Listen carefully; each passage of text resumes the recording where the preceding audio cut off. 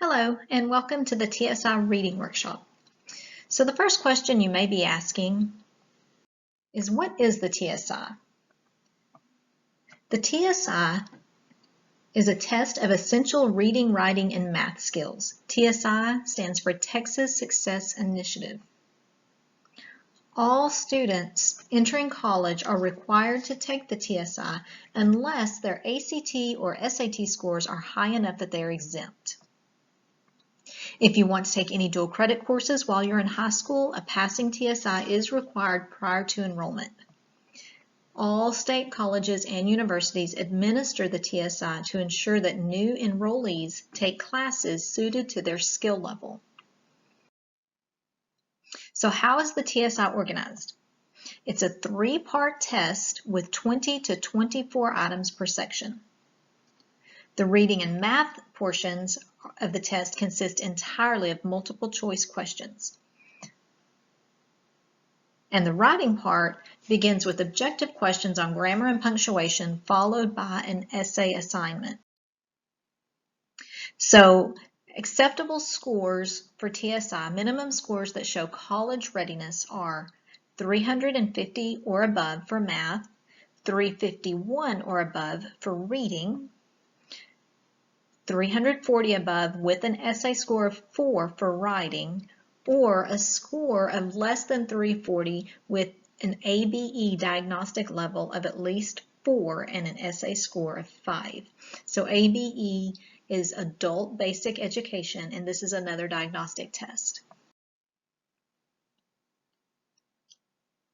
So this presentation will focus on the reading section of the TSI. The reading test consists of 24 selections, each followed by a question with 4 multiple choice answers. It contains questions that measure proficiency in 4 content areas: literary analysis, main idea and supporting details, inferences in a text or texts, and author's use of language.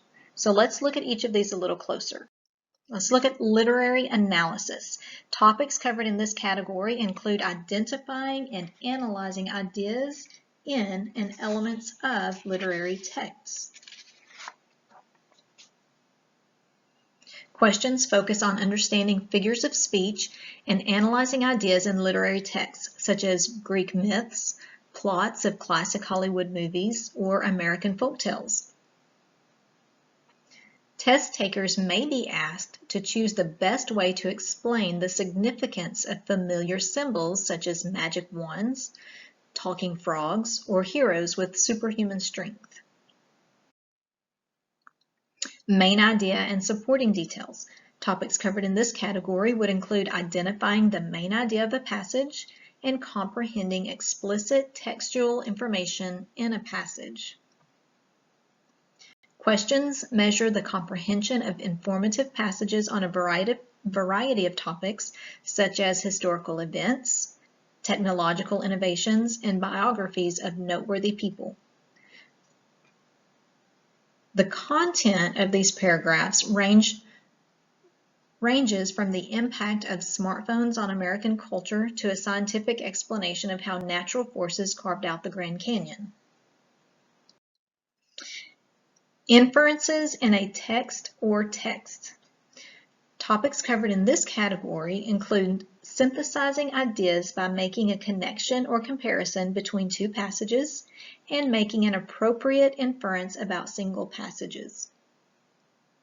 Inferences are educated guesses about the relationships of ideas implied but not explicitly stated. For example, a selection might begin by reporting high rates of obesity in American children, but then shift to the percentage of evening meals U.S. families consume in fast food restaurants. The test taker could be asked to mark the response that best describes how information about overweight children relates to families dining at fast food restaurants, before and after, cause and effect, comparing or contrasting. And then in the author's use of language category, Topics covered would include identifying an author's purpose, tone, and organization or rhetorical strategies in use of evidence, and determining the meaning of words in context. Students are asked to infer a writer's purpose and tone from a selection structure and terminology. For example, does the author seem most concerned to persuade the reader to act in a certain way or to reflect quietly on outdated assumptions? And why might an author use such words as anachronistic or prescient to describe American foreign policy? Test takers must surmise the tone of paragraph and the meaning of unfamiliar words from their context. So now let's look at some practice questions.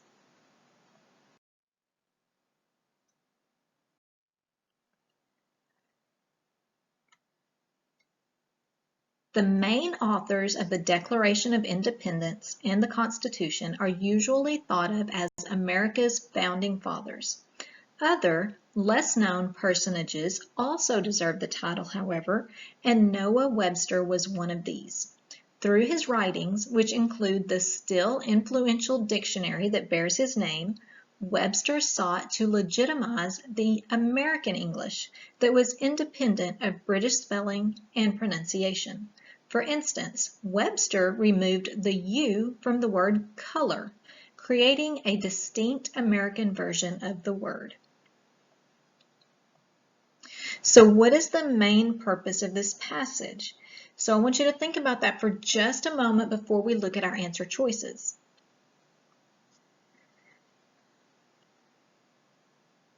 Was the main purpose to praise the Founding Fathers, to present information about an important American, to define and explain American English, or to distinguish American dictionaries from British dictionaries?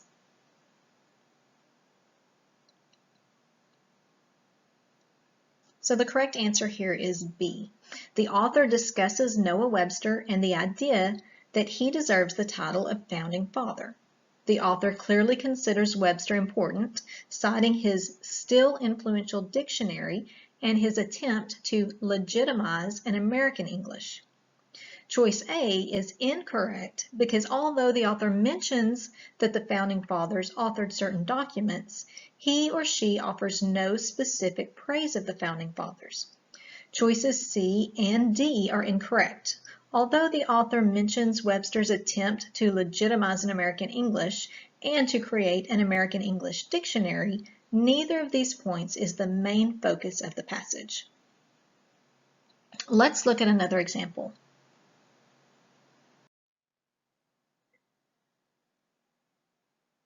If you are committed to healthy green living and want to reduce your environmental footprint, you might consider expanding your daily diet to include bugs.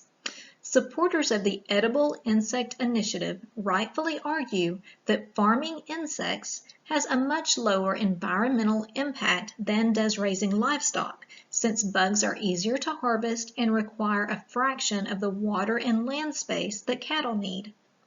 Indeed, the high-protein, low-fat health benefits of bug eating have long been known. For hundreds of years, crickets, silkworms, and even tarantulas have been served roasted, stewed, and fried at the dinner tables of many cultures. So the question is, which words best describe the author's attitude toward the Edible Insect Initiative?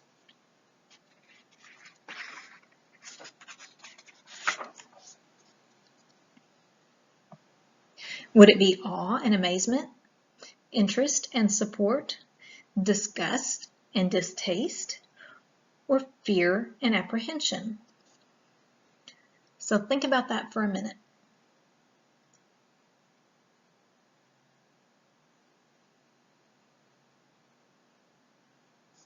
And the correct answer here is B. The author of the passage is interested in and supportive of the Edible Insect Initiative. He or she addresses the reader directly, arguing you might consider expanding your daily diet to include bugs. The author also shows support for the edible insect movement by stating that advocates of the movement rightfully argue that farming insects has a much lower environmental impact than does raising livestock. Choice A is incorrect because although the author expresses support for the edible insect initiative, he or she does not speak with awe and amazement or great wonder. Choices C and D are incorrect because the author is positive about the movement, showing interest and support rather than fear or disgust. Okay, here's another example. Long thought to be a case of mistaken identity, the discovery of the Bornean rainbow toad by European explorers in 1924 was recently verified by scientists.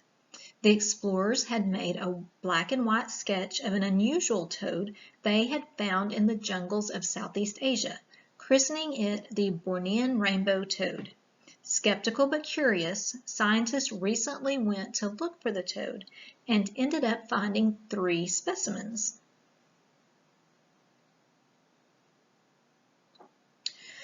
The passage implies which of the following about the Bornean rainbow toad? Some people doubted the existence of the toad. Scientists were confident that they would find the toad. The surviving toads have been relocated to Europe, or no human being had seen the toad since 1924.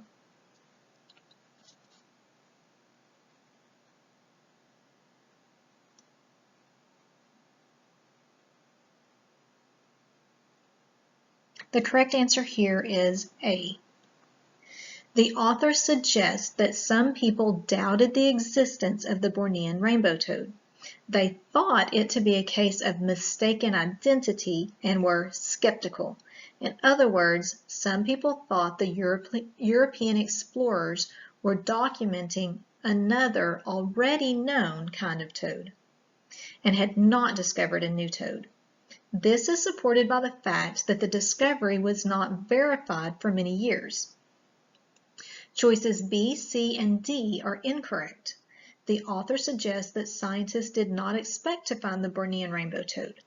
There is no indication that the recently found toads were taken to Europe, and it is unlikely that no human being, including non-scientists, had seen any specimen of the toad since 1924.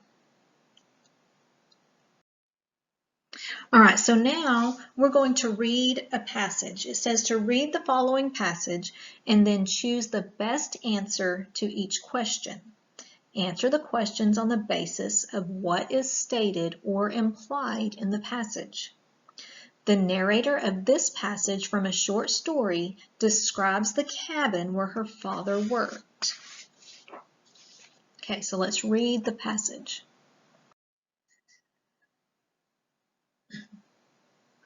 I wasn't sure what this work involved, but it must have been exciting because the lab itself was exciting. Anywhere we didn't go often was exciting. We would get there in a heavy wooden rowboat built in the 5-house village half a mile away. Our mother would row. She was quite good at it. Or by following a twisty, winding footpath over fallen trees and stumps and around boulders and across wet patches where a few slippery planks were laid across the sphagnum moss, breathing in the mildew smell of damp wood and slowly decaying leaves. It was too far for us to walk. Our legs were too short, so mostly we went in the rowboat. The lab was made of logs. It seemed enormous, though in the 2 photographs of it that survive, it looks like a shack. It did, however, have a screened porch with log railings. Inside it, there were things we weren't allowed to touch. Bottles containing a dangerous liquid in which white grubs floated, their 6 tiny front legs clasped together like praying fingers, and corks that smelled like poison and were poison, and trays with dried insects pinned to them with long, thin pins, each with a tiny, alluring black knob for a head. All of this was so forbidden it made us dizzy. At the lab, we could hide in the ice house. a dim and mysterious place that was always bigger on the inside than it was on the outside, and where there was a hush and a lot of sawdust to keep the blocks of ice cool. Sometimes there would be a tin of evaporated milk with holes punched in the top and wax paper stuck over them. Sometimes there would be a carefully hoarded stub of butter or an end of bacon. Sometimes there would be a fish or two, pickerel or lake trout, already filleted, laid out on a chipped enamel pie plate. What did we do in there? There was nothing to actually do. We'd pretend we had vanished, that nobody knew where we were. This in itself was strangely energizing. Then we'd come out, away from the silence, back into the pine needle scent and the sound of waves plucking against the shore, and our mother's voice calling us because it was time to get back into the rowboat and row home. So the question here says, in line 1, this work clearly refers to.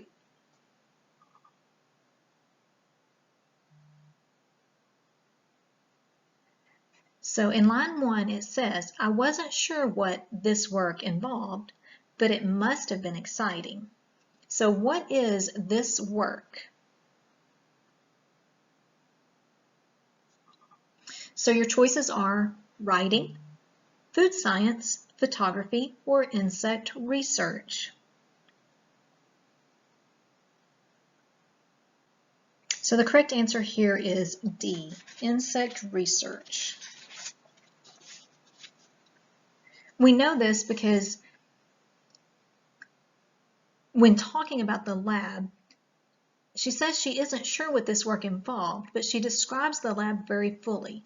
The mysterious journey to get to it, its exterior, then its contents. So bottles containing a dangerous liquid in which white grubs floated, trays with dried insects, and other aspects of her father works. So the narrator never directly states what this work is, but using these elements and the context here, we can see that it implies that it involves scientific research with insects and grubs. Choices A, B, and C are incorrect because there is no indication in the passage that the narrator's father is involved in writing, food science, or photography. All right, so next, the descriptions of the lab and the ice house are similar in that both descriptions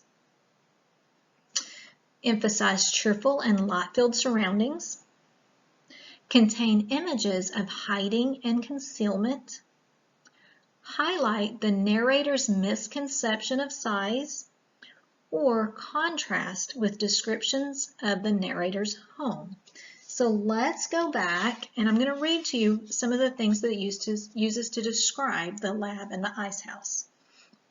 So in regards to the lab, it says it seemed enormous, though the two photographs of it that survive, it looks like a shack. And then when it speaks of the lab, it says a place that was always bigger on the inside than it was on the outside.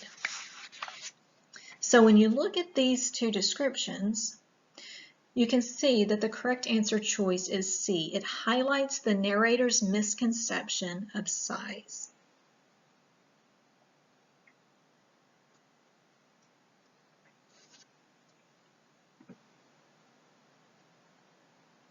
Choices A and D are incorrect because there are no cheerful and light-filled surroundings in the passage, nor is there a description of the narrator's home.